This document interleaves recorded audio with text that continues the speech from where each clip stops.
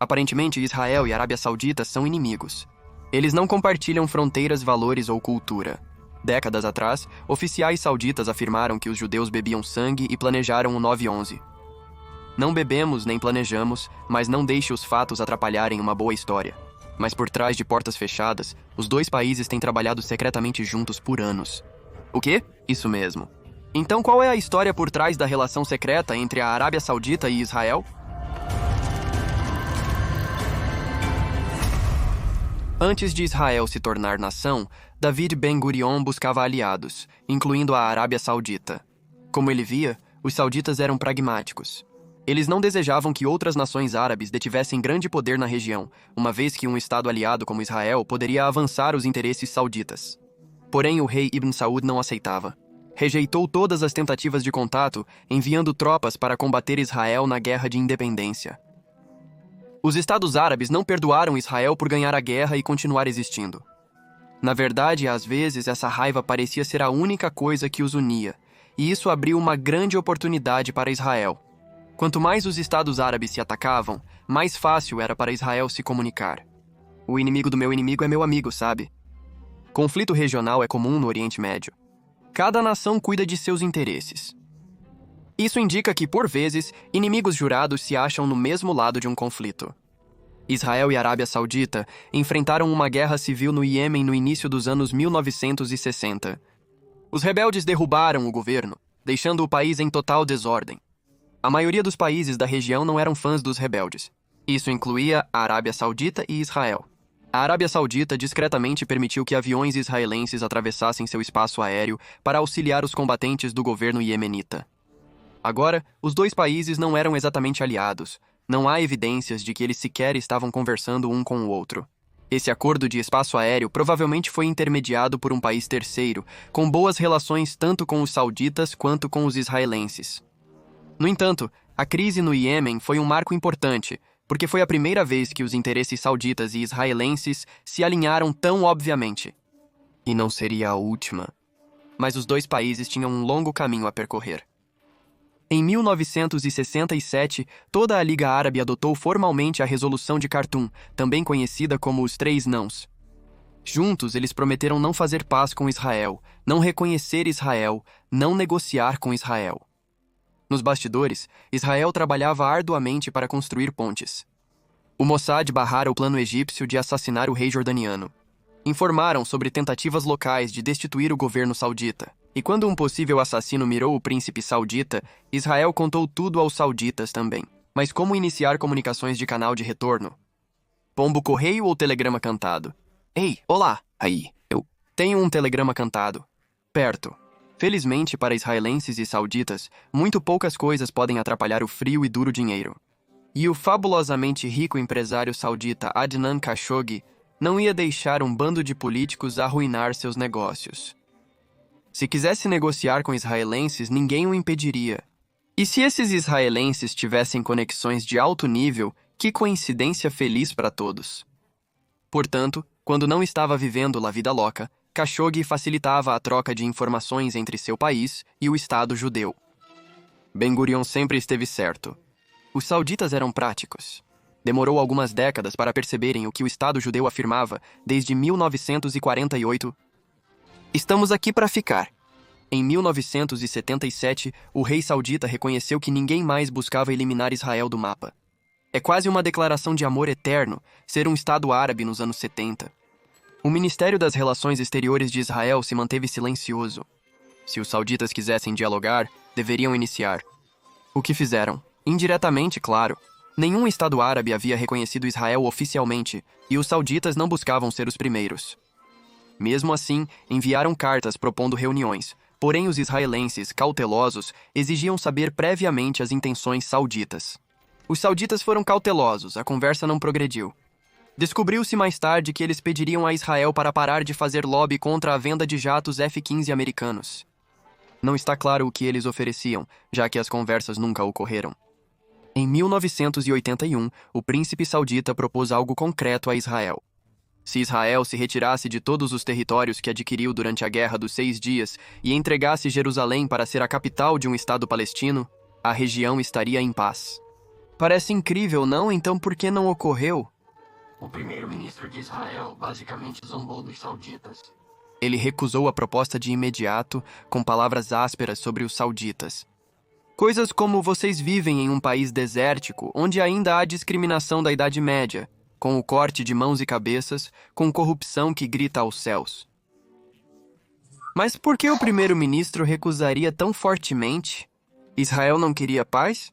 Desistir de Jerusalém era inaceitável até para os líderes israelenses mais liberais. É extremamente relevante para muitos. Além disso, era 1981 e Israel estava sob constante ataque da Organização para a Libertação da Palestina. Ataques que o governo não parou. Ao se retirarem de certos territórios, ficariam ainda mais vulneráveis. Não estava claro se, após décadas de rejeição e guerra, os sauditas poderiam realmente cumprir a paz prometida. Então o plano não foi adiante. Mas uma década depois, os sauditas e os israelenses se encontraram do mesmo lado novamente. Ambos eram alvos de Saddam Hussein, que invadiu o vizinho e se recusava a deixar. Muitos observaram essa invasão com alarme. A Casa Branca está condenando a invasão, pedindo que o Iraque retire suas forças imediatamente. É uma prescrição para a guerra, essa invasão iraquiana ao Kuwait, o pequeno país que é uma fonte primária de petróleo. Os governos árabes estavam preocupados.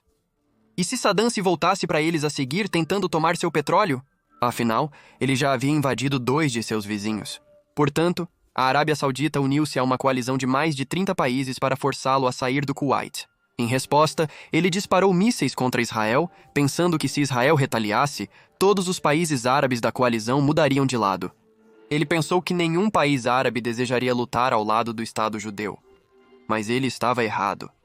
Para começar, Israel não retaliou, então nenhum Estado árabe teve que decidir se sairiam da coalizão anti-Saddam.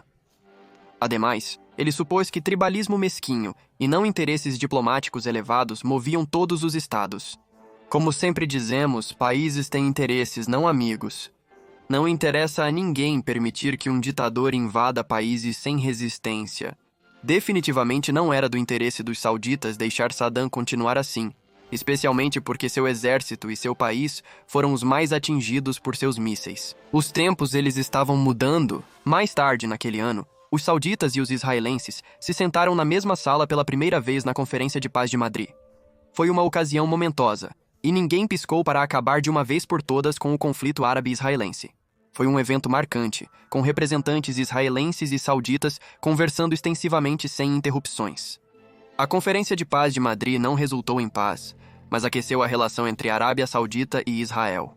Sauditas e israelenses continuaram, a portas fechadas, discutindo projetos conjuntos lucrativos se conseguissem resolver o conflito israelo-palestino. Se houvesse um Estado palestino independente, os sauditas cogitariam construir um gasoduto para transportar gás natural da Cisjordânia até o Reino Saudita. Em 2002, os sauditas repetiram sua oferta de 1981. Retire-se dos territórios de 1967, renuncie a Jerusalém, e o mundo árabe fará as pazes.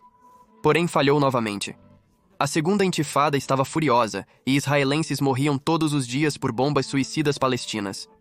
O governo de Israel não desistiria do território sem garantias concretas. Outra guerra foi necessária para reconduzir o Estado judeu às negociações. Em 2006, quando o Hezbollah, grupo terrorista apoiado pelo Irã, sequestrou 2 soldados israelenses, Israel respondeu com uma grande demonstração de força. Apesar de boa parte do Líbano estar em ruínas após a guerra, o Hezbollah continuava existindo.